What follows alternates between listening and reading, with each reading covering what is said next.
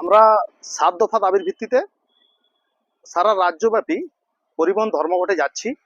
মূলত যেভাবে পশ্চিমবঙ্গ জুড়ে ওভারলোডিং আজকে প্রতিনিয়ত গলিতে গলিতে ওভারলোডিং যাচ্ছে এবং সেটা সরকার দেখেও না দেখার ভান করছে, এটা আমাদের ১ নম্বর দাবি আছে। দ্বিতীয়ত আমাদের দাবি আছে যেভাবে পুলিশ, ডাকপার্টি, সিভিক ভলেন্টিয়ার্স রাস্তাঘাটে যেভাবে আমাদের পরিবহনের উপর অত্যাচার চালাচ্ছে, এই অত্যাচার আমরা মেনে নিতে পারছি না, আমরা নিরুপায় হচ্ছি। এবং তাছাড়াও বেসরকারি ওয়েবিজ সংস্থাগুলি যেভাবে ২৩৬ টাকা ওজনের নাম করে নিচ্ছে, এটা আমরা একটা ভয়াবহ দিক দেখতে পাচ্ছি। আপনারা জানেন যে আমরা যেখানে লোড করি গাড়ি, সেখানে লোড করার জন্য গাড়ি কাটা করি এবং যেখানে খালি করি সেখানেও ওজন করি, খালি করি, কিন্তু সরকার ওজনের নাম করে প্রতি জেলাতে ২৩৬ টাকা করে নেওয়ার একটা ব্যবস্থা হয়েছে। তো আজকের ডেটে যদি ঝাড়গ্রাম থেকে মালদা যাওয়া যায় ৬টা জেলাতে, এইভাবে ওজনের নাম করে সরকার আগামী দিনে হয়তো ১,৫০০ টাকা আমাদের একটা অতিরিক্ত খরচার দিকে যাচ্ছে।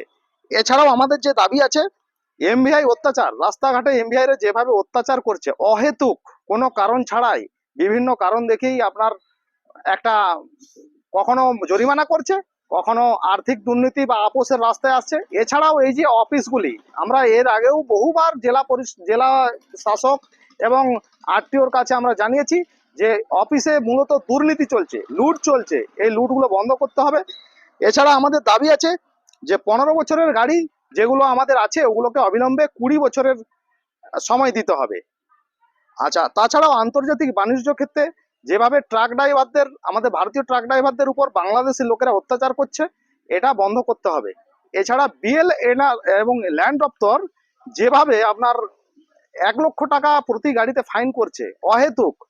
আপনারা জানেন প্রত্যেকেই যে আমাদের পশ্চিমবঙ্গে নো এন্ট্রির জন্য সর্বসেরা, এই নো এন্ট্রিতে আমরা গাড়ি চালাতে পারছি না, উপরন্তু ওনাদের টাইমের সময়সীমা খুব কম দেয়, যার ফলে আজকে আমাদের দুর্ঘটনা বাড়ছে এবং আমাদের ফাইনের রাস্তাও কিন্তু একটা সরকার এখান থেকে রাজস্ব বহু পরিমাণ নিচ্ছে এবং অহেতুক। এই টাইমটা আমাদের শিওর অবিলম্বে বাড়াতে হবে।